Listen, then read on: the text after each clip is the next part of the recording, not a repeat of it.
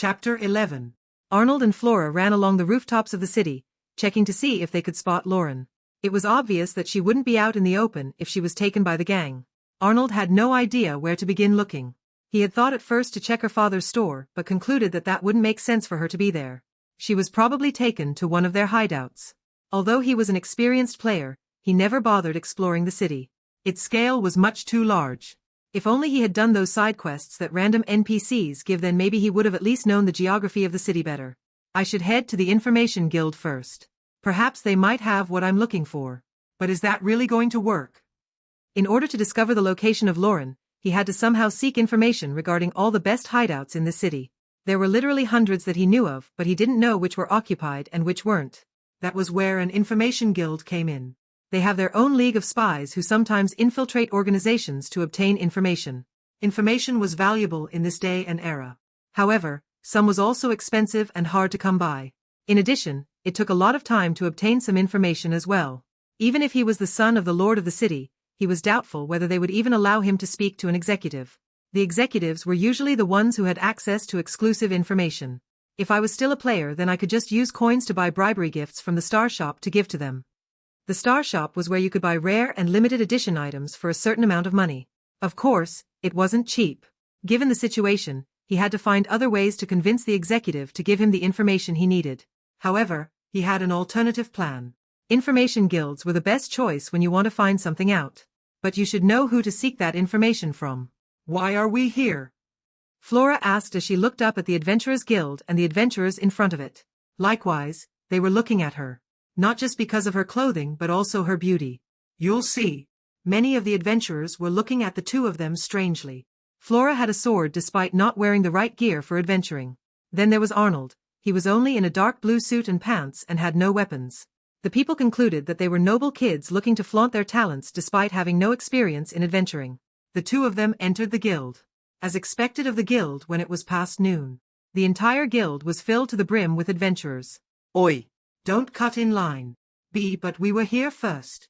You just shoved us aside. You want to say that to my fist, kid? So noisy, Arnold muttered as he looked around the guild.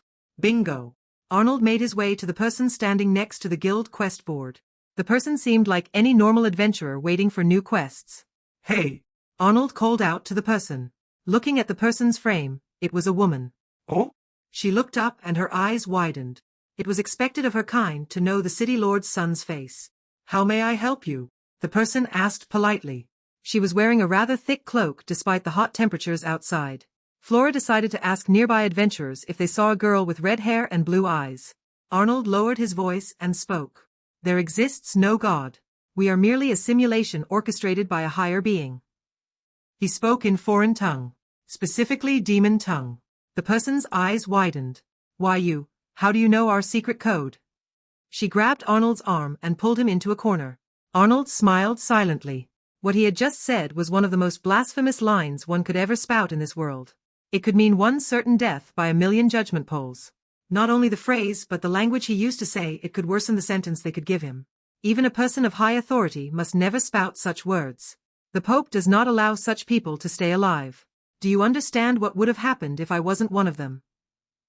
The woman whispered. Your family would have had to pick up your head off the ground. And how the hell do you know demon tongue? You can stop with the questioning. You should know why I approached you so brazenly, member of Sirs. Wah! Sirs. One of the most mysterious organizations in the world of star fantasy. Their name is derived from the founder who was a demon from the Dark Continent. Their purpose was to obtain and sell high-value information. That information wasn't the legitimate kind. You could find out anything from drug deal locations, corrupt politicians, illegal monster and plant trades, and so on. The woman took off her hood and looked at Arnold in shock. She was a girl with heterochromia. Her right eye was blue while the other was green. Around her neck, there was a race-altering necklace to make her appear human. You must be on break for you to be in the open like this, Arnold said as he glanced over the crowd of adventurers. I see 3 more of you. He could see 3 more with the same vibe as the woman in front of him. Although they weren't similarly dressed. The others were wearing casual clothes and blending in with the rest of the people rather easily. You bastard, how did you know about us? The girl didn't care that he was a duke's son anymore. If given the chance, then she'd attack him on the spot. She took out 2 poisoned daggers out from her back. I suggest you listen first before attempting to start a fight, miss. You should know who I am by now, Arnold said calmly. Starting a scene would waste time and be troublesome. She let go of the daggers and nodded. What do you want? I am looking for a certain gang's hideouts. I am willing to pay whichever amount you need. Gang? Sounds easy enough. The woman let her guard down and listened. The Felix gang, specifically. She quickly lost interest. Although they were a gang, they weren't that well known by the underworld of the continent. You want me to dig up some small gang's hideout? Boring. She sighed. A major character is in danger, you idiot. What does it matter what kind of gang it is? Arnold stopped himself from retorting and only got to the point. Find out all the hideouts they are using. Narrow it down to the ones they have recently used. Say, a month or a week ago. The woman nodded in the end. Very well. I'll get it done. Her gaze then sharpened. But once I do, you have some explaining to do. Of course. I am aware of that. Arnold shrugged. She nodded again. Follow me then. The woman gestured him to follow her out of the back door. So it seems even the guildmaster is aware of their presence in this city and is working with them. Seeing as how they have their own meeting place in the guild. Well, I guess just issuing quests doesn't always put food on the table. Arnold thought as he looked around to see if anyone was paying attention. Arnold considered taking Flora but decided to leave her. It wasn't exactly smart to tell her that he knew of a dark society organization that was linked to demons. The two of them arrived in a dark room. Arnold could see a light embrace the woman. Her skin turned a chocolate brown and her ears grew in length. She had long silver hair. A dark elf, huh? Arnold said in surprise. Elves were originally from the forest of Tiliu, which lay southeast from this nation. Dark elves, however, were offspring born from a demon and elf. They mostly lived in the shadows and weren't welcome in the forest of regular elves. You used dark magic items to disguise yourself? I can't blame you though. Dark elves aren't exactly welcome in this part of the land. Can we stop this idle chatter? You want me to look for the gang hideouts? Correct. Arnold nodded. She was surprised to see that he wasn't shaken up by her real appearance. Dark elves were despised by society as they were the evil breed of the pure elves. Her favorability towards him went up a notch. First, what can you offer us? The woman sat down on a chair by a table which had a single burning candle atop it. What are you on the market for? Arnold asked his own question. The woman narrowed her eyes but responded regardless. We are looking for a dryad's essence for a certain experiment. If you can promise to bring such a thing to us, then I can give you the information you seek within half an hour. Arnold whistled. You understand that getting such a thing is very difficult, right? Dryads are rare and few these days. They only appear in mana-rich environments. Such hotspots are rare in this world. Arnold explained calmly. She was basically pressuring him to get her such a thing just to get information faster. He wasn't stupid to say yes right away. Plus, he didn't want to have a debt to settle with a dark society organization. He would only do it if he was certain that he'd be able to find it. Since this was a new world, totally different from the original Dar fantasy, he couldn't trust his knowledge of the game completely. If the plot had changed, albeit a little, that meant that other things were different as well. I'm sorry, but that's impossible. Arnold shook his head. TCH. Then you'll have to wait half a day then. She was about to stand up to leave. However, Arnold held up his hand. If I were to have it in the future, would that mean I can request for anything? Yes. But since you can't get it to us at the moment, then this job is down the list of our priorities. It's fine. Just get it done. Arnold took out 2 scrolls. They were communication spells. Take one of these. When you get the locations, then inform me by infusing mana into these. The woman nodded. By the way, what's your name? I'm going to need it if I call you next time. Before leaving, Arnold asked. Lumiela. Well then, Miss Lumialia, see you next time. That's not how you say it. The woman shouted with a red face at his mispronunciation of her name. Arnold left before she could lash out of him. Have you found anything yet? Arnold asked Flora after he came up to her. She had chosen to sit down on a corner table next to a window. Flora shook her head. None of them seemed to know anything about the underground gangs in this city. By the way, who was that woman you left with? She is an agent from a certain agency tasked with finding people. Arnold glanced around the guild as he lied through his teeth. Sure is lively today. What's the occasion? I heard from some of them that a dragon has been sighted around the east. Dragon? What breed? They aren't certain yet. Some villagers saw a humongous flying creature descend in the mountains a few weeks ago. The guild master has issued an emergency request and ranked it S. The reward is 200 gold. That's a hefty amount. No wonder there's so many. I can even see a lot of newbies. Do they think they'll score big or something? Adventuring was a serious job in this world. Looking down on it would mean looking down on the power and effort of the ones in the profession. You could die any time while out on a subjugation or escort mission. It was plain stupid for newbies to try and undertake an S-rank mission. This world held many mysteries that even the most experienced players didn't know. Our Fantasy was supposed to be a big open-world game with lots to discover. It would have been boring if it were anything less. That was why Liam fell in love with the game. If he wasn't a DOP, then he'd never have even found out about the hidden bosses of the game like the Chaos Dragonlord for example. It was one of the hardest bosses to beat, however. The rewards were immense and the struggle was worth it. It's rare for dragons to just show themselves like this. Is it breeding season? While Arnold was talking with Flora, someone came up to them. Excuse me? It was a timid voice of a boy. Arnold and Flora stopped their discussion and looked at the person. What is it? Flora asked in annoyance. I've told a dozen of you already that I'm not into you even if I am single. Arnold tried his best to stop himself from smiling. No matter where she went, her beauty would always draw attention. And no. I was wondering if why you were adventurers too. I don't have a team to join the joint adventurer raid party yet. I've been looking for days now. Arnold assessed the androgynous boy. He seemed to be Luke's age and was short and had a thin build. He had big green eyes and light brown hair. In his right hand was a simple wooden staff and he wore a simple magic robe. There were a few scrolls tied to his belt. Arnold's eyes gleamed. It was another magic user such as his in-game character, the great sorcerer Luffular. However, the current Arnold wasn't a magic user as the character Liam used from the game. Apologies for asking first, but when does this dragon quest begin? Arnold's voice was suddenly gentler than usual. Flora looked at him as if she saw a ghost. It's fine. It begins in 3 days. We're departing 2 days from now to Whiteedge City. The quest is near the city? The boy nodded. It's in the forest near there. I see, Arnold added. To answer your question, we're not adventurers. We only came here for information. Ah! Arnold imagined the boy had ears and a tail that drooped when he heard his sad voice. Sorry for disturbing you then. The boy bowed before walking away. His back looked so lonely as he headed towards the front reception desk again. I forgot to ask him what kind of magic he can use. Arnold sighed. Are you planning on joining that party? Flora asked. I don't have any interest in the raid party per se. Arnold continued looking at the crowd of adventurers. Although the dragon sighting sounds interesting. Anyway, let's go check out the quest board while we wait. Chapter 12. Part 1. Flesh beating against flesh echoed in the silent room. If one listened closely, then you'd hear frequent whimpering. However, it was so small and soft that one would assume it was that of a small animal. The man was in his late 30s. He had short black hair and a black beard.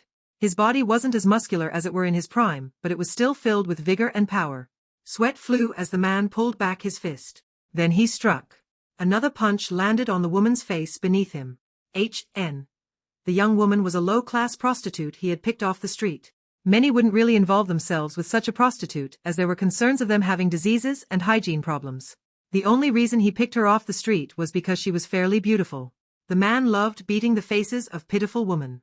It was like an artist destroying the piece he devoted his life to painting. What was once radiant, unblemished skin was now mangled up and bruised. Damn it. I need to get a potion since this thing isn't working right now. He looked at his flaccid tool in anger. Old age seemed to be getting to him. Despite being a gang leader with many connections and lots of wealth, he won't be able to keep it to himself. He considered starting a family of his own but forced the idea down. If his wife found out about his fetishes and desires, then she'd leave him in a blink of an eye. When he looked down, he saw the woman stare at him. There was no hate in her eyes, only revulsion. Oi! Don't look at me like that, you bitch. He struck her again, using aura this time. 3 of her teeth flew out of her mouth. As a former 6-star knight, his hits filled with aura were packed with lots of power. An ordinary human like the girl beneath him wouldn't survive for long. He stopped as he thought about it. Damn. I'll have to find another girl if she dies here. I guess I'll give her a potion and continue later. When he was about to open his closet, an intercom went off inside the room. Boss, we got her. Rugelai Felix's eyes brightened as a big smile emerged on his face. Perfect timing. I'll be there as soon as I can. He looked towards the bed. You're free to go. If you tell anyone what happened here, then I'm going to kill you for real. The woman sobbed silently as she tried to lift her aching naked body. Good job, boys. Rujulai entered a room where all of his henchmen were gathered. It was a large gathering room that was usually used for parties in the past. There were about 30 men present around him. All of them were standing to the side and near the wall. In the middle of the room stood a single chair. On the chair was a girl with flaming red hair and the most beautiful blue eyes that gleamed in the light of the room. Her face twisted when she heard a rather unpleasant, but familiar voice. When she looked up, her mind blanked. Her mouth quivered and her pupils shook. She drew in quick breaths when she saw that man. He was the cause of her trauma. The resentment she had in her heart was all his doing. Lauren had always dreamt of killing him with her own hands. However, right in this moment, she felt powerless. It was like her body refused to listen to her. Hey. Well, brother. The one who brought her here, Tobias called out to Rujulai. The large man with a bald head and a tattoo on his face smiled triumphantly. Does this mean my pay gets a raise? Can I also book a night with a high-class whore from the flower brothel? Yeah. Take however much you need for the night. Rujulai waved nonchalantly as he approached Lauren. Lauren was bound to the chair with shackles, so she could do nothing to resist. It would have been easy for her to just freeze the shackles and cast a spell that created a diversion before escaping. However, in this situation where she met the demon of her nightmares, she couldn't think rationally. Although she was a capable mage, fending off 30-plus men was impossible for her. She resisted the urge to scream as his pudgy fingers went up and down her thighs. He was savoring her by touching her before the real fun began. Well, Lauren. Didn't I say that sooner or later you'll become mine? And look now. I have you in my grasp now. You must have missed me, yeah? He held Lauren's face and licked her on the cheek. All she smelled was alcohol and cigarettes. She held down the vomit that accumulated in her throat. Even the way you squirm under my touch is giving me shivers. Goodness, why am I feeling lightheaded? Ha ha ha. Is this true love? Rujulai broke into a hearty laughter. His gang members began laughing as well. Some eyed Lauren with perverted gazes. Rujulai saw this, but he decided to let it be. Since they weren't touching his woman, it was fine if they watched. That's right. She's my woman, you fools, he thought. Lauren could only tremble and grit her teeth. Urine started coming down her legs, soaking her socks and shoes.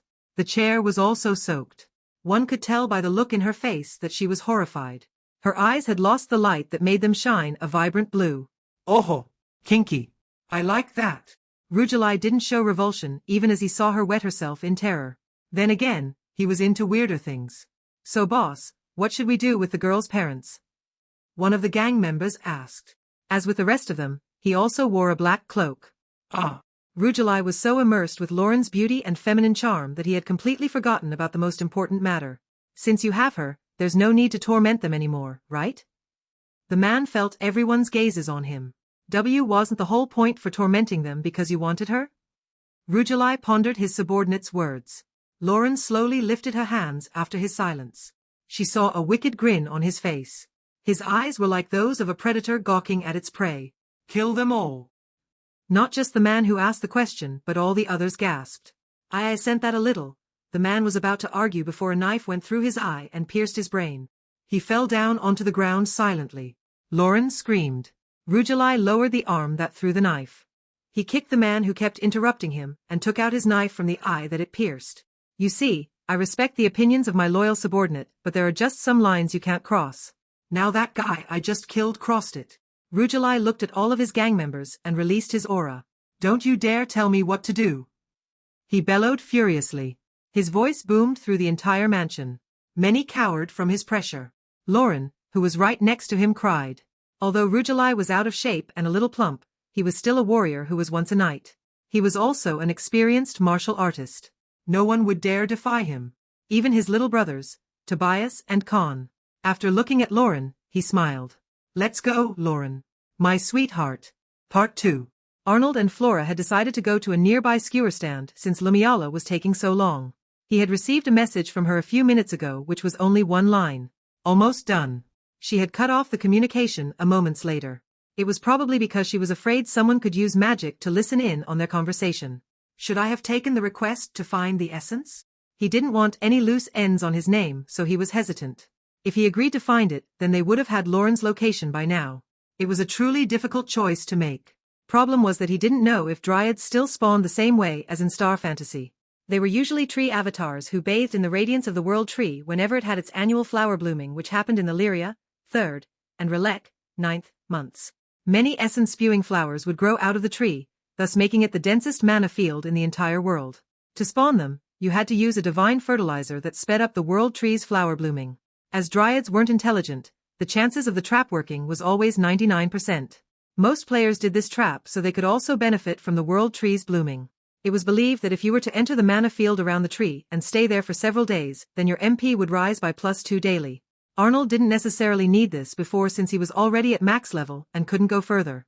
At best, he could harvest the mana and create potions out of it by adding other materials.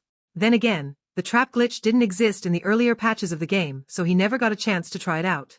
For all the new mages in the game, it was an easy way to level up. The DOPs hated this and frequently complained about the patch. Out of spite, the higher-ranked players would attack the camps and bases of lower-ranked players. Even after updating countless times, the glitch was never able to be fixed. It stayed in the game, forever serving as a cheat. The insects who didn't devote blood and sweat into the game rose to the levels of the top players who actually worked for it. The pay-to-win players were the most furious with the glitch. Arnold thought they were hypocrites. Then again, he also bought things sometimes. The trap shouldn't be in this world. Unless I can find the divine fertilizer.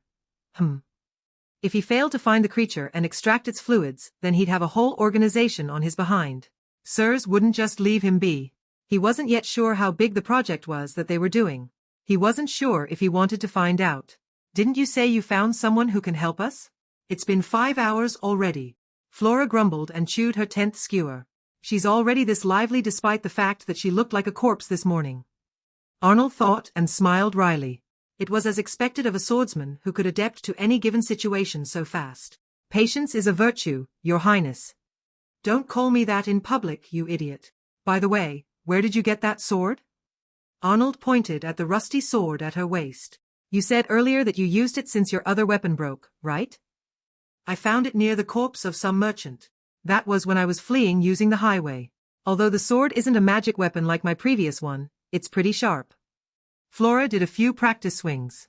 It sounded like the air itself would be cut as she swung the sword. I see. Then that guard brought you to this city, huh? Arnold was referring to the one who had the sword. Yeah. I couldn't fight back since I was completely exhausted. Flora looked at Arnold and asked the question she had on her mind. You must be a spy or something, right? How did you know that I was the last princess? Flora whispered that last part as she glanced around. I can assure you, I am not a spy, although my information network is very strong. Arnold couldn't just blurt out the fact that he was once a player. Not only would he seem plain stupid, no one would believe his words. Plus, there was no reason for him to reveal himself. Flora had a look of understanding on her face. You're the cunning kind. I hate guys like you. Always snooping around with your nose in everyone's business. And using their past against them.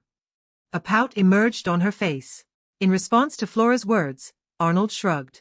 Being strong won't be the only thing that'll guarantee my survival.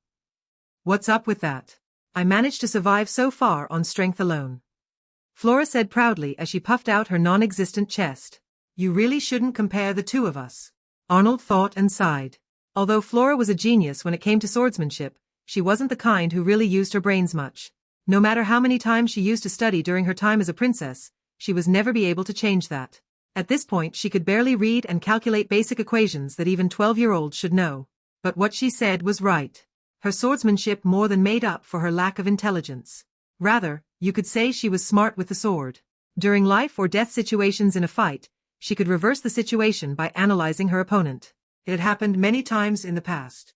That was why she was a prodigy in swordsmanship. Few could compare to her. Are you going to tell me now what this task is? Flora asked as they headed back to the guild. Let's find Lauren first. This is more important. Arnold answered without looking at her. Flora sighed but nodded in the end. Right. The guild's front door opened just as they were about to climb the stairs. Arnold saw the same woman he had met with earlier. I found them. Follow me. Chapter 13. Lumiala, Flora and Arnold were observing a building from afar. Mia had taken them to this place after meeting them in front of the guild. The building was a large mansion on the outskirts of the noble district. There were other mansions on the same street, however, this was the only one that was inhabited by people. Most of the nobles lost their lineage and couldn't afford to live in this area. Why aren't we charging in there? Flora asked impatiently. One could see that she was worried that something happened to Lauren. Arnold always thought that Flora and Luke were the same. Not just in swordsmanship but personality as well. Both were virtuous, kind and brave. If they saw a person in need then they'd do their utmost to save them. Even if no payment was involved. Arnold turned to Lumiala who was silently looking at him. Why did you bring us here? Does this mean you found their location? To Arnold's words, she nodded. This is the only place that has been active in the past month. Many people have come and gone.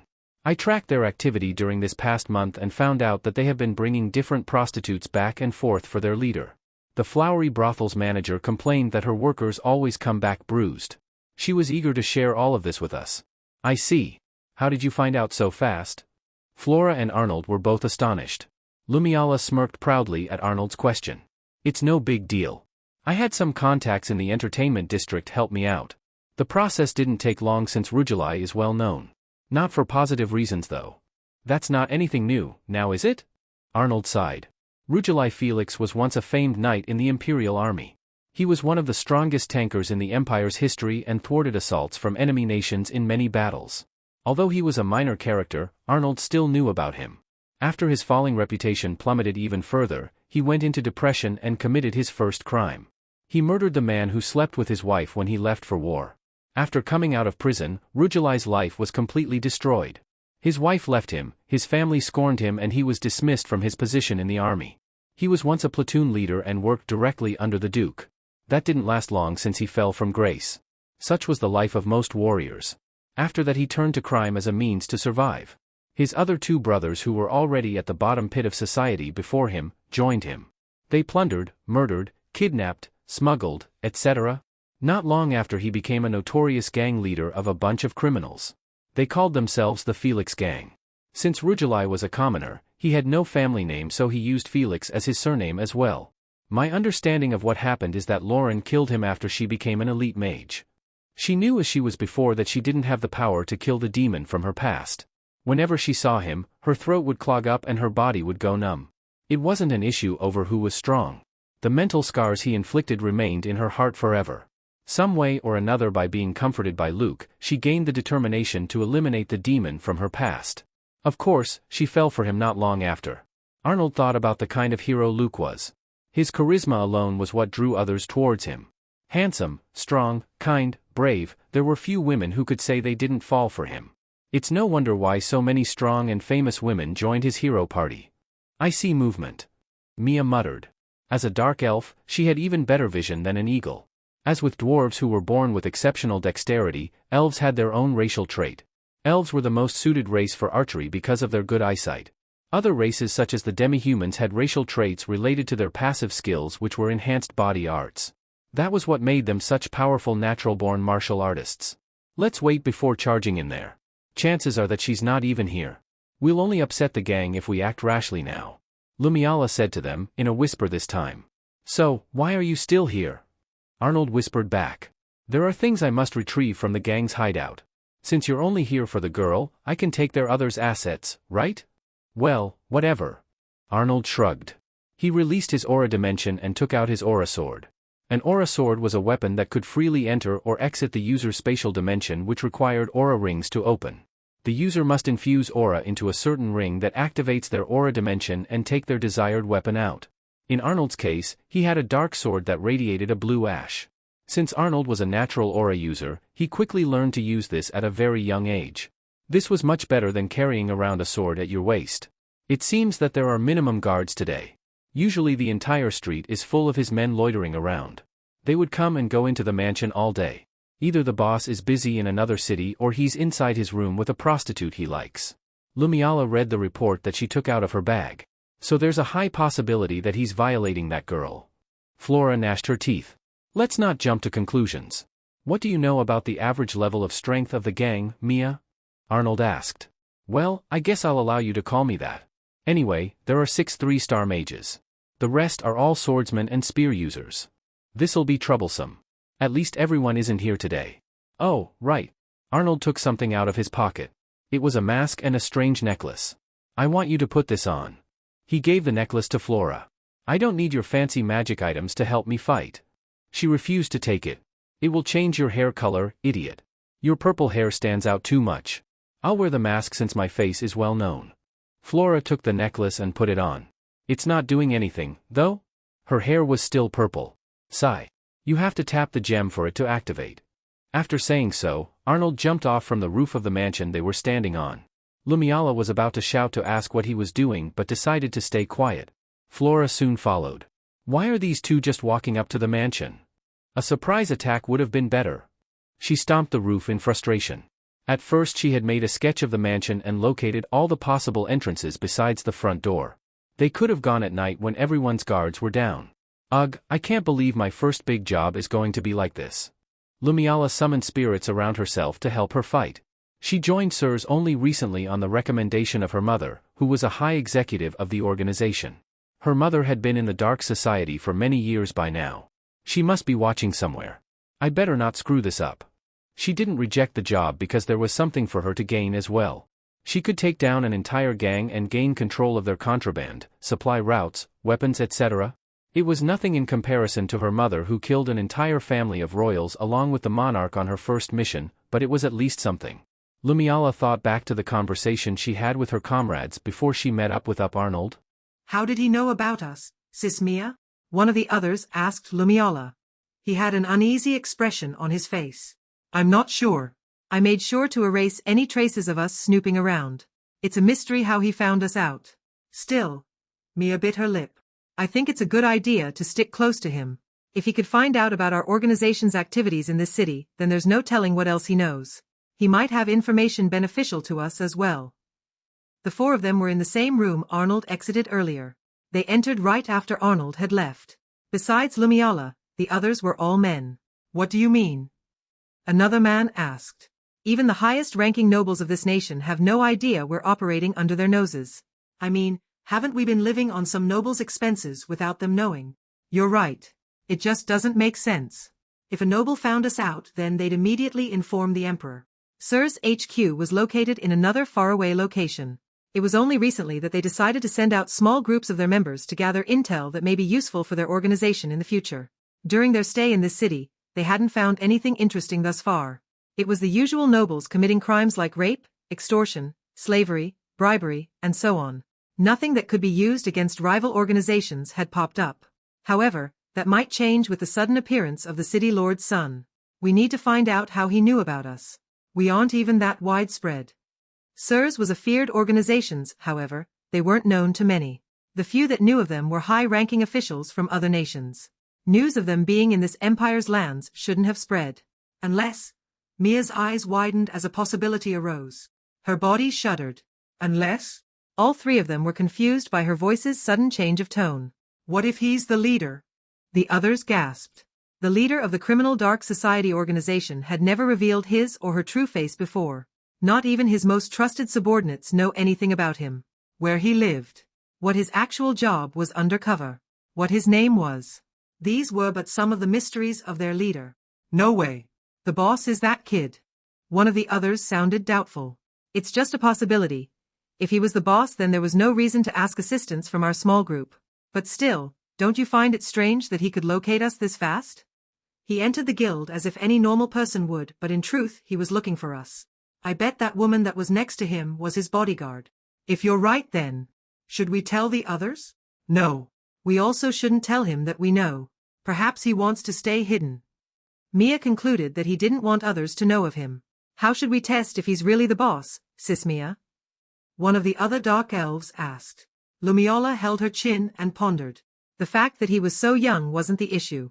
Many had assumed that the boss was an unusual person anyway. Maybe there was another reason for why he was able to become the leader of such an organization like SIRS.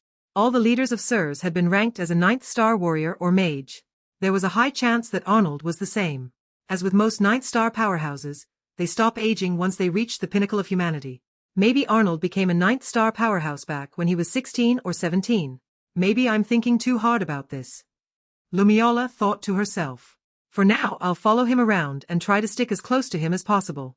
Can any of you inform an executive I can't come back to the base for now? She wanted to join the mission and personally observe him. Isn't it better to stay by the sidelines and wait? Lumiala shook her head at her comrade's words. Whether he's really hiding the fact that he's our leader, I'll find that out. Arnold and Flora managed to reach the front gate of the mansion without being seen. Granted, they weren't really hiding. Both of them were walking with their swords drawn. Arnold was covered in thick aura and his sword was glowing ominously. As for the sword Flora was holding, if one looked close enough, you could see a teal glow under the dirt and grime. Although the sword wasn't in its final form, it was more than enough to cut through the flesh of normal humans. Huh? What they? Flora quickly ran towards a person who spotted them. The person's legs were slashed and blood sprayed everywhere. The other crew members noticed the commotion and saw Arnold and Flora. They raised their weapons and shouted, "Intruders!" The entire mansion was alarmed.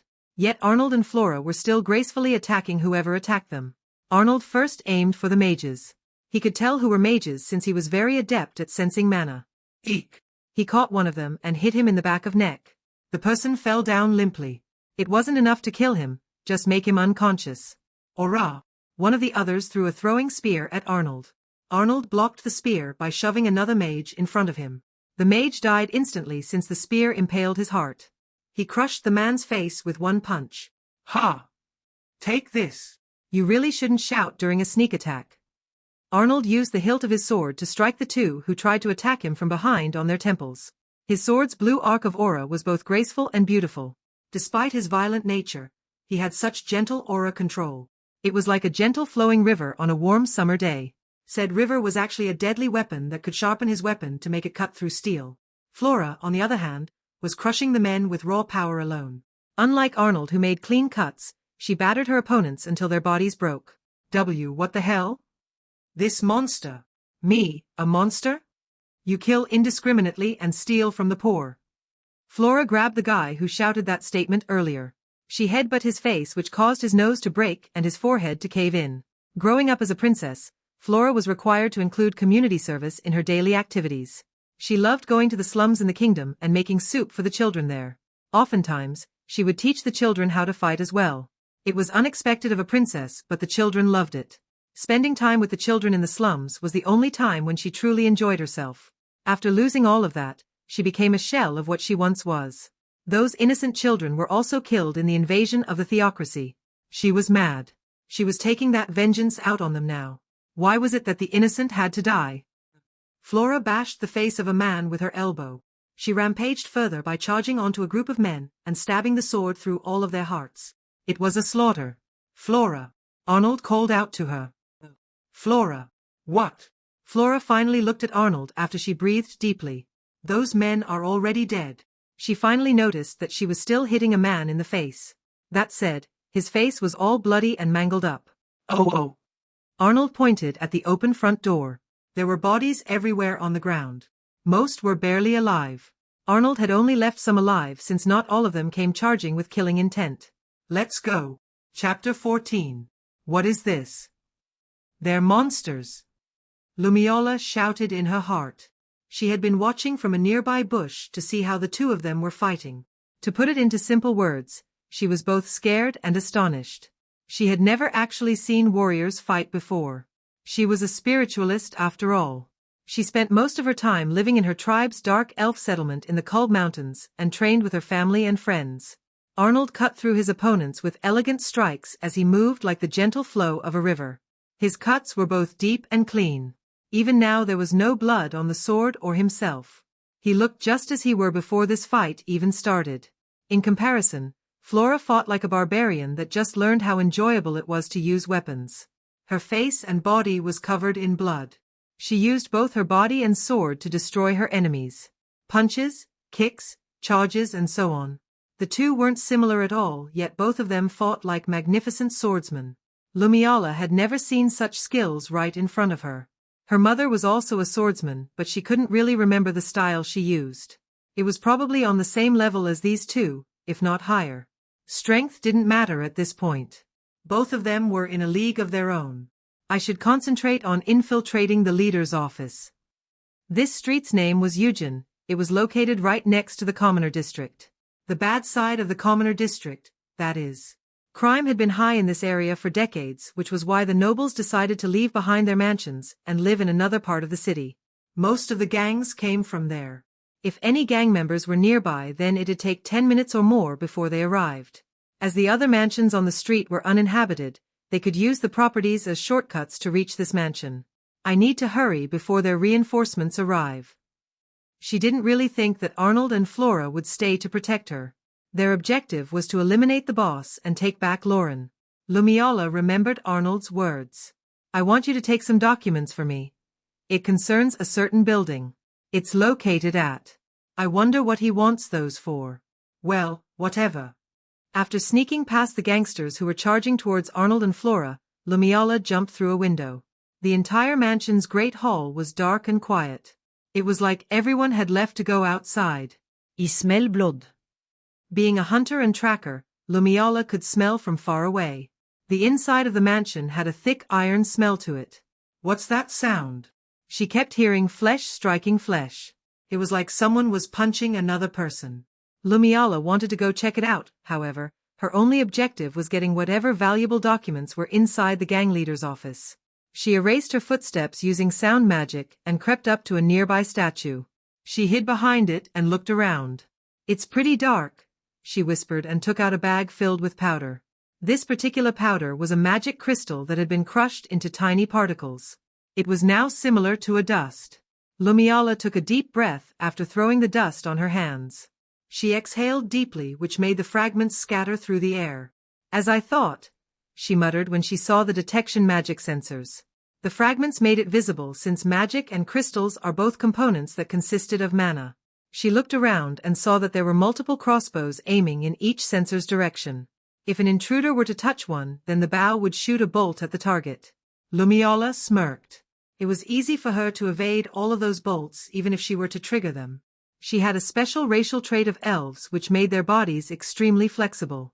Since she wanted to stay quiet, she had to be cautious to avoid any alarms. Hop! Lumiola used her athletic body to jump through and avoid the detection sensors. She did a pose like a gymnast who just finished a course in a championship. Ahem. She ducked and sneaked up the stairs.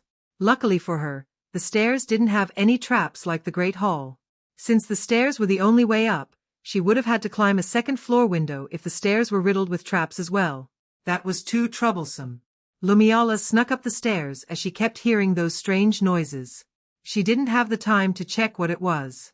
After arriving on the second floor, Lumiola scattered her spirits in order to search for the office.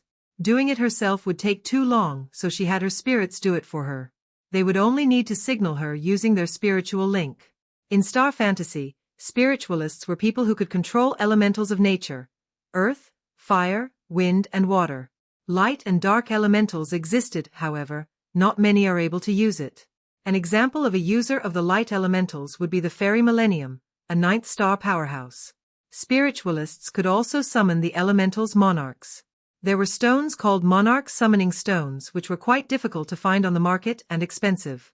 It was worth it though since each monarch was close to level 70. However, summoning monarchs took a toll on the player's overall MP. They would also be stopped from moving until the monarch was done attacking the enemy. They would be vulnerable during a monarch summon. Lumiola could only summon normal spirits since she wasn't that great of a spiritualist. Her elemental nature was wind. Found it. She located the office on the west wing of the mansion. After making sure there were no traps in the hallway that led to the office, Lumiola continued sneaking. Arnold and Flora had just finished with either decapitating or killing the crew members.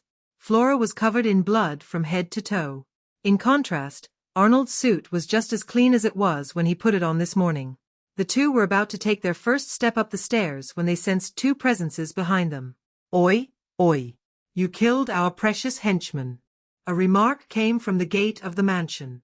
It smells like innards. Did these two really slaughter all these men? Another voice followed.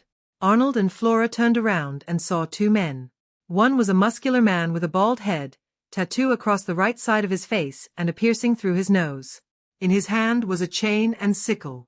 As a general art of handling one, a person holds a chain in his right hand and comma in his left hand to take aim at the enemy's head, face, shank and forearm to hit with the weight, use the chain to knock off the enemy's weapon, entangle the chain with the enemy's wrist or leg while containing the movements of the enemy and then slashing the enemy with a blade of kama held in the left hand to kill him. The other person was a skinny tall man with a long nose, slanted eyes and gelled hair made into a man bun at the back. He was carrying 2 daggers by his waist. Great. It's the cannon fodder. Arnold sighed. Whatcha call us, huh? The big one said. He threw the tip of his chain at Arnold. The chain's end was meant for crushing a victim's skull using its weight. Arnold caught it easily. I take it you're Khan and you're Tobias? Ha. Tobias tried pulling the chain back, but Arnold's grip wouldn't budge. It was like the chain was stuck on something. HNG. The man's muscles bulged as he tried pulling the chain back. He even tried activating his aura. It was still useless. Are your muscles for show? I guess they aren't really useful in a fight, huh? Arnold let go of his sword. It vanished into thin air. You bastard! Similarly, Tobias threw down his weapon as well. Arnold threw the chain he was holding aside. Hand to hand, huh? Arnold chuckled evilly. Tobias silently looked at his brother. His brother nodded and walked backwards. Flora did the same behind Arnold.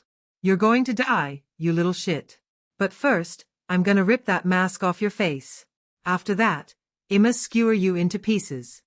Tobias jumped on the spot a few times and shook his shoulders. He punched the air a few times before staring back at Arnold. Arnold was suddenly gone. Look down, you idiot! His brother shouted from behind. He did as his brother said and saw Arnold stand there, gazing up at him. Eek! He staggered back a few steps. What's wrong? Come at me. Arnold bent forward and held out his face. You said you wanted to break the mask, right? Well, do it. Are you mocking me? Tobias clenched his right hand and swung it. It was knocked back by an unknown force. Ha! Tobias looked at his hand in confusion. This time he used both hands to punch. Deflected again. Meanwhile, Arnold was still standing there. Ora! Tobias threw multiple punches, yet even those were deflected by the same unknown force. What the hell? Even though his fists were covered in aura, he couldn't even scratch Arnold. Stop using aura barriers. He threw another right hook. Instead of being deflected and thrown back, Arnold caught his hand. Are you really that dumb to not see what's going on? Or are your skills not as impressive as those muscles? Arnold tightened his grip. I was merely moving at a speed you couldn't even react to, Arnold said and squeezed the man's hand even harder. Eah! He screamed as his hand was crushed with extraordinary strength. What was strange was the fact that Arnold wasn't using aura to increase his strength. He was only using it for his speed. That just shows how powerful the villain was even without aura. Gwa! Tobias tried punching Arnold with his other hand, but it was useless. Arnold grabbed that one as well. The 2 meters tall giant of a man was being pushed to the ground by the strength of a teenager. I'm coming! Khan shouted from behind and unsheathed his daggers. A green aura surrounded his body. He was about to charge at Arnold, however. Flora quickly arrived before him. Her once long purple hair was now completely black. The magic item's effect wouldn't last very long, so they had to finish the infiltration quickly. Your opponent is me. Tisich. He clicked his tongue as he jumped at her with his daggers that were coated in poison. As that was happening, Tobias was crying for mercy as Arnold was forcing him to the ground with raw power alone. Pee-pee please, he sobbed. Tell me, did you enjoy making Lauren's parents suffer? Arnold said quietly. His cold voice was laced with venom. Ha! Tobias looked up at him in confusion. Then his eyes widened in realization. Aha! Why you're here for that girl, huh? Between gritted teeth, he laughed. They shouldn't have made that loan. You know what I do whenever the boss isn't looking? Tobias smiled widely while holding the groans back. I ravage her mother, sometimes the dad watches too. Hey. Seeing him look at me fucking his wife. Before Tobias could get another word in, he suddenly saw something. It was his death approaching in the form of an aura-enhanced punch. It seemed so slow. It was like the world had stopped time for a second. He could see the eyes through the gaps of the young man's mask. They were icy cold blue eyes that weren't looking at a human anymore. Then it all faded to black. Arnold's fist had shattered Tobias' entire skull. His brain matter splattered everywhere. If one were to look under his mask, one would scream in terror. He was making the face only a devil could make. One of absolute anger. Arnold had a sudden thought. Lauren was right. He could have saved her and prevented all of this from happening. Why didn't he? Why did the original Arnold hold zero compassion for those around him? Because he was a selfish, deceitful, self-centered piece of human trash. And he had stayed that way ever since he died. The way he died wasn't even pitiful. Alone. He died without any loved ones by his side. Arnold silently looked at the second floor at a window where Lauren and the leader ought to have been in. You're next, you bastard. Chapter 15. I only wanted a normal life. I wanted friends, my own family and a big house. Every single day of my childhood I would fantasize of one day meeting my Prince Charming. He would ride a white horse and have long blonde hair and the most beautiful blue eyes. There would be a field of flowers around us as the two of us ran towards one another. His stallion would stop in front of me as he looked down at me with a radiant smile and tenderly say to me, "My darling, I am home." However, each time I look up at my Prince Charming atop his horse with the sun at his back in my dream, all I would see was his face overlapping with Arnold's face. His disgusting grin that seemed to lick my entire body. Those narrowed eyes that looked at everyone as if they were inferior. That sarcastic tone of voice as he addressed me each time. "Purr for me, Lauren. Lick my shoes, you filthy slave. Ha ha ha. Ha ha ha." His laugh infuriated me so much. Each time he would laugh at my despair and suffering. He would mock how I couldn't save my parents. It wasn't my fault. What did I do to deserve this? That was what I kept asking myself. However, in the end, I could do nothing but accept my reality. Maybe I won't be able to have that life I always dreamt of. After enduring so long, I finally realized that I wanted it to end. Save me. Someone. Anyone. I pleaded in my heart as I was thrown inside the room of that man. I knew that it was hopeless to even believe. Let me savor that body before I begin. The demon of my nightmares said as he cracked his knuckles. Please. Part 1. Arnold left Flora outside and broke down the steel front door with his hands alone. Why am I feeling this way? Angry? Is it because Lauren is important to the story or is it something else? He had loved each and every member of the hero party in the game. They were not just important to the game, but to him as well. He watched them grow since he played the game daily. Others always mocked him for being so antisocial and gloomy. Even at school he would stream the game during breaks. But he never cared about what they said. Whenever he played Star Fantasy, a part of him wished for reality on Earth to be the same as this world. Yet even though it finally was, he now felt empty. There was none of the excitement he always felt whenever he came out of school and booted up the system. The smiles and laughs he shared with his guildmates. The tears and sorrow whenever he lost a precious item due to his gambling habits. Now all he felt was emptiness. His sole purpose was to steer the game in its destined part. He believed that it was solely his responsibility if there were no other players. But why was it necessary to leave everything up to choice? It wasn't his responsibility what happened to this world. Yet he wanted to save it. He wanted to eliminate his death flags, yet he forgot the most important thing. Arnold von Barclay would eventually have to die later on by the hands of the hero. In the dark hallway of the second floor, Arnold stood blankly. Only a door separated him from saving Lauren. Is this the right thing to do?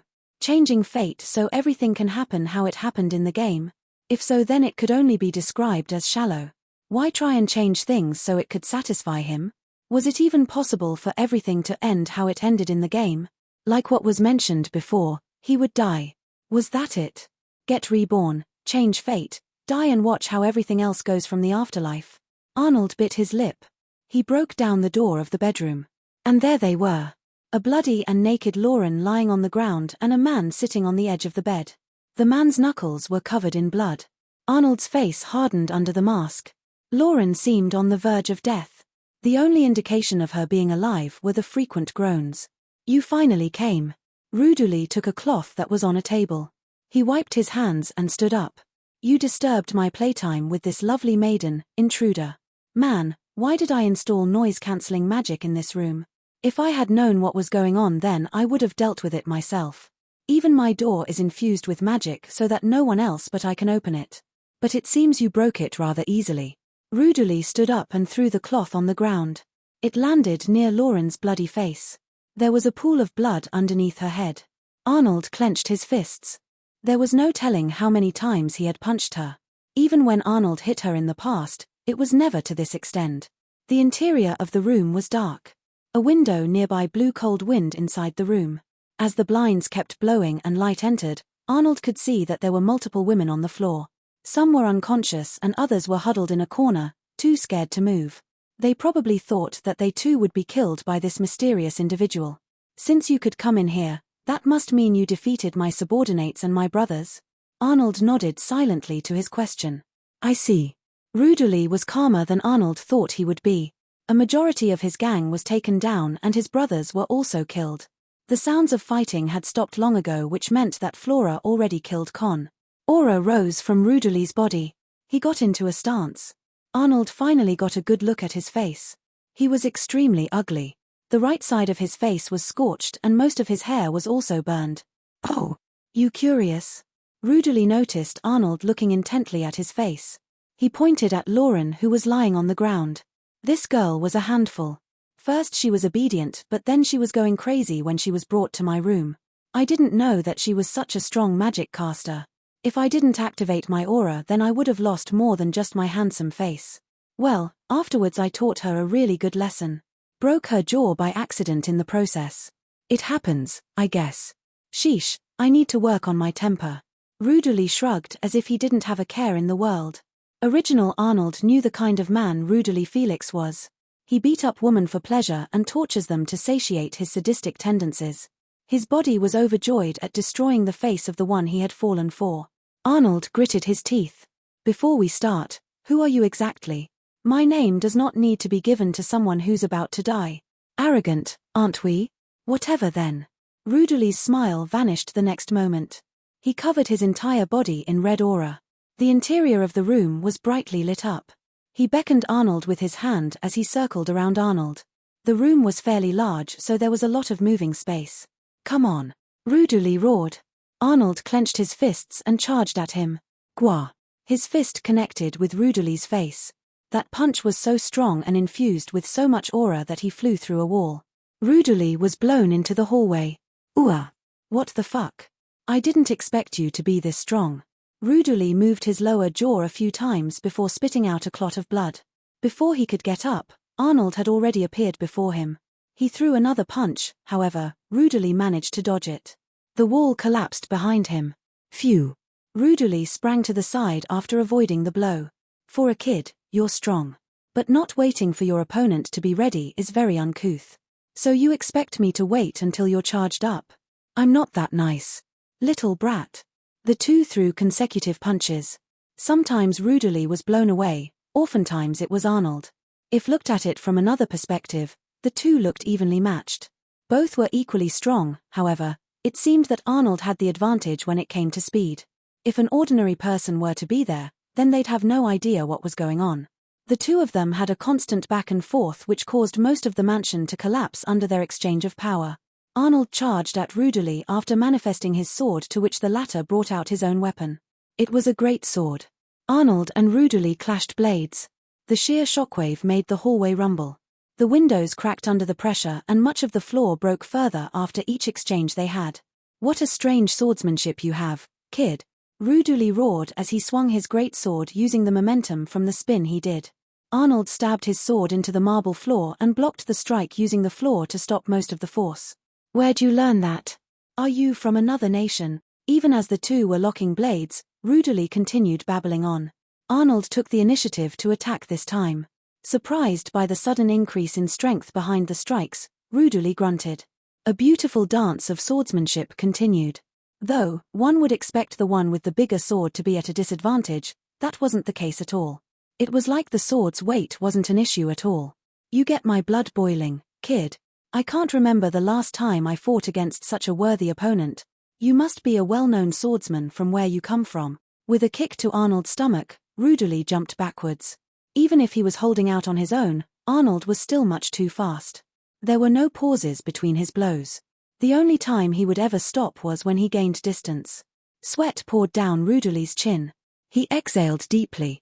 Arnold's breath was still calm and composed. TCH. With an annoyed click of the tongue, Rudely pounced forth with his greatsword. Since there wasn't much room in the hallway, the greatsword tore through the wall as he ran towards Arnold. His aura output suddenly increased immensely. Arnold coated his aura sword with the blue essence emanating from his body. Whoop! With a jump, Rudely swung down the slab of iron. Coup! Arnold attempted to do an overhead block. It was a blunder on his part since he wasn't that used to fighting in live combat yet.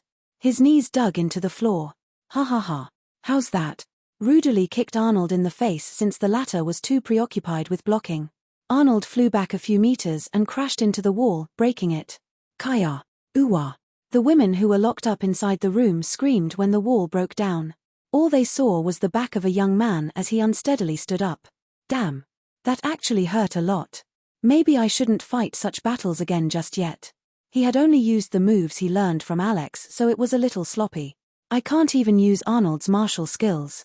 Being equivalent in talent to the hero, Arnold had studied many sacred arts from the tombs of dead warriors. Not only had he mastered many, he even perfected their flaws. However, he was not Arnold who had honed his skills from childhood. He was just a gamer who happened to be reincarnated in Arnold's body. I only know one martial skill. I should use that. When Arnold was about to stand up to prepare, he collapsed on his knees when he stood up from the wall. Shit. My own aura is making my body go weak. Liam had forgotten that Arnold had never gone all out in a fight before. At least, he had never needed to. The burden of burning so much aura caused his body to go numb. His body only cramped up, so he should be back to normal in a few minutes. Although his aura would be severely strained. Ha ha ha. Look at you now. Rudely confidently strode towards Arnold with his greatsword being dragged along. You girls stay there. If you think of moving, I'll kill you all. The women shuddered. Now then, Rudely lifted his greatsword above Arnold's neck. I'll see who you are after I cut off your head.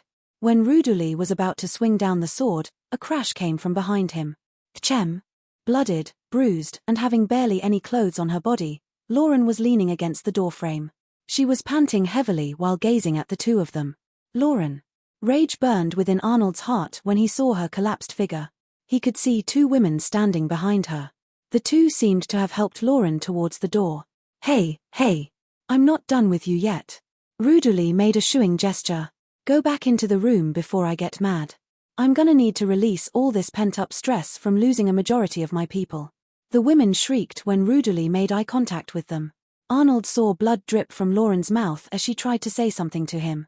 Her mouth moved. Why? Why are you going this far for me, was what she was probably trying to convey. Arnold looked away from her. That's right. Why did he go this far for her? Was it because of the original Arnold's desires to have her to himself, or was it Liam's resolve to save a major character he grew to love? Without an answer to his question, Arnold concluded on his own. Both, maybe it's both, he muttered. Ha! What did you say? Rudely heard Arnold's mutter and looked at him. He put his foot on Arnold's shoulder. Arnold's back hit the wall, which made a groan escape his mouth. He put his hand on Rudely's leg, which was on his shoulder. He wanted to exert power into his arm, however, his body was still stiff. Let's just get this over with. Rudely infused aura into his greatsword to cut off Arnold's head. Out of the corner of his eye, Arnold saw Lauren's eyes. Why are you looking at me like that even though I'm here to save you, he thought. There was hate in her eyes even though he was there to save her. It was the same gaze filled with contempt she had given him in the past. Well, I can make the Archmage owe me a debt this way. He didn't care what she thought of him. As long as she stayed alive, he would be happy. Hey, stop babbling on your own and just die. Rudely swung down his great sword. Then, the great sword bounced off an invisible barrier when the sword was about to near Arnold. Rudely was pushed back by the force and staggered backwards. What the fuck? You still have this much? When Rudely stood up, he saw something. Fierce stormy blue eyes like that of a dragon. His entire body was covered in a dense blue aura that seemed to roar like one as well. Arnold's sword appeared within his hand, when Rudely noticed. The sword cut apart and absorbed the aura into its blade. Rue. A roar caused Rudely's back to shiver. Wait. I was wrong, please forgive me. Sensing his imminent demise, Rudely went to his knees. One could see that he recognized the disparity in power. It was a disgraceful sight to Arnold, even though he had made many kneel by sheer force alone. He lifted his sword, which made the air itself vibrate. It was becoming hard to breathe. While you may not know this, to me, Lauren is an important person. She is an important character in the game. Lauren's eyes widened. Letting her experience all of this was all my fault. I deeply regret everything I've done. But the aura intensity from Arnold decreased. Rudely looked up in hope. I'll let her decide your fate. Arnold turned his head without sparing the wounded Rudely another glance. His eyes met Lauren's eyes. There was an unreadable expression on her face. Maybe it was the blood or perhaps it was something else, but he could see her hate slowly diminish. The grinding of teeth could be heard from behind him. Stop mocking me.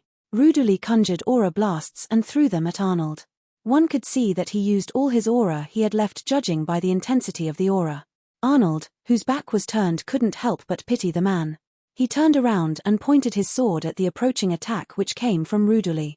Storm of the Water Dragon. Arnold activated a martial skill. It was one of the skills that Arnold managed to create on his own during his childhood. It was one of his strongest martial skills. It was an aura-manifested water dragon which coiled from his sword. Now tell me, the attack which Rudely poured everything into was swallowed up by the monstrosity that came out of Arnold's sword. Do you want to die that badly? Even though I gave you mercy, you still point your fangs at me. His opponent was trembling in fear on the ground, disbelief etched onto his face. Hook. Rudely crawled away and began running down the hallway. He whimpered and screamed for help. So someone. Where the fuck are all of you? Do I pay you to have my orders ignored? Rudely ran for his life. He might have thought that Arnold would have let him go after he threw away his one chance to atone for his sins. But no. That was a wrong assumption to have. A villain was ruthless to his enemies. Just as he was about to run down the stairs, he saw a massive shadow behind him. It wasn't a second later that his entire body was blasted with the aura martial skill. A giant section of the mansion was destroyed by the destructive power of Arnold's aura. It was a second later that his vision was suddenly flipped. An explosion had just ended. Am I flying? He felt like he became several times lighter. He suddenly saw something as his vision was spinning. It was pieces of his body lying around on the ground. He was flying in the air and could see the mansion below. It seemed that his head had been sent flying after he was hit with that powerful attack. I'm going to die just like this. Me.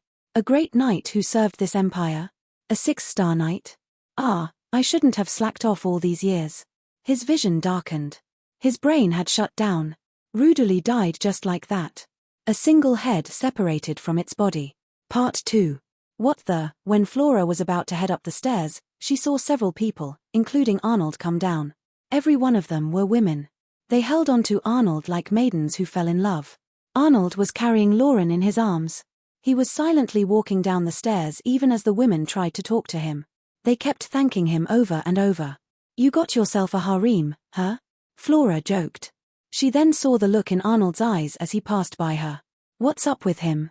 Flora heard someone else come down the stairs. It was Lumiala. You guys done already? That was quick.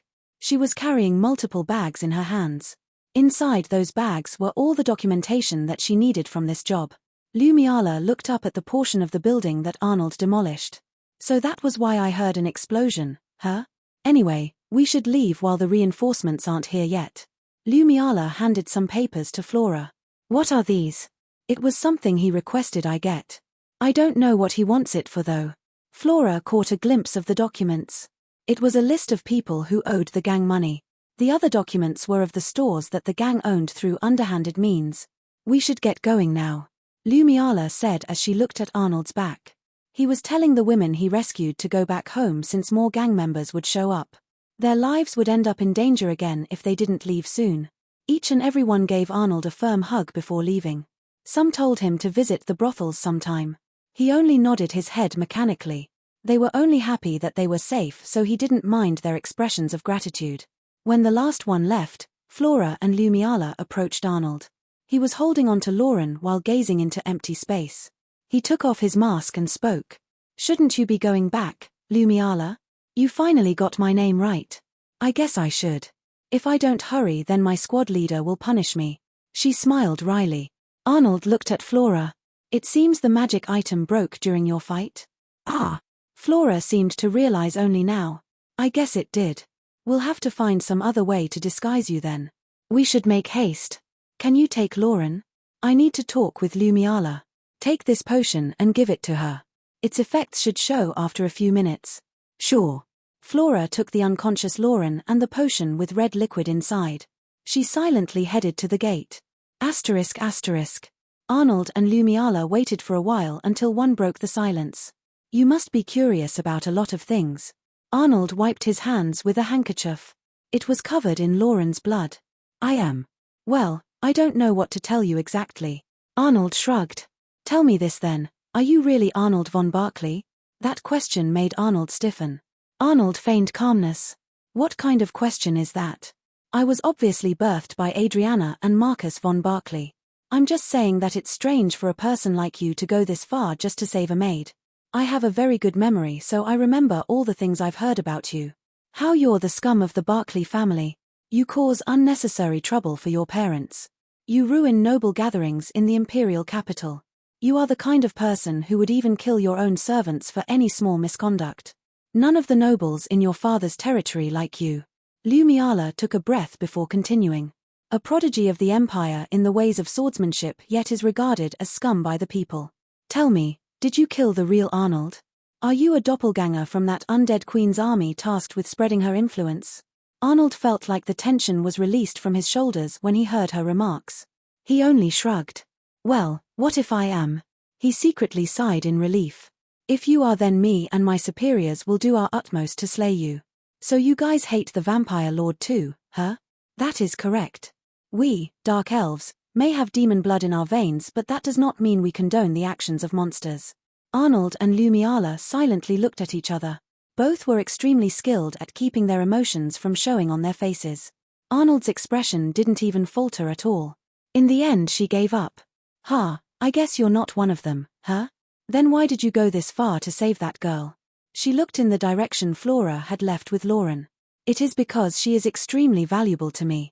So she's useful, huh? That's right. Lumiala let out a breath from her nose. Since she wasn't saying anything, Arnold decided to leave. Their business had already ended, so there was no need to interact any further. Wait. Lumiala blocked his path. Arnold grunted in annoyance. What? How did you know about us? You at least owe me that explanation, right? Lumiala looked intently at him. You could say I know your boss. Fairly well, Arnold said with a mysterious smile. He turned his head and looked at the setting sun in the distance. Lumiala's eyes widened. No way. The leader doesn't even have any close friends or family. There's just no way. Well, I guess I'm lying. Or am I? Arnold walked past the bewildered Lumiala after his teasing remark. Wait. Lumiala shouted again. Damn it. You're annoying. Can you at least tell me how you came to know about the boss? Arnold stopped. He spoke with his back turned towards her. Information is money to this world. Isn't that your organization's saying? If you want to know so badly, should you not work for it? He continued walking. Flora was already waiting for him at the gate. Lumiala stood atop the stairs and gazed blankly into sky. She understood what he meant. If she wanted to know more, then she'd have to pay him for it. How much would such valuable information like the identity of the boss be worth? But did he actually know the leader? His earlier remarks sounded too rhetoric. It was like he wanted her to figure out for herself how much he knew. Sly bastard.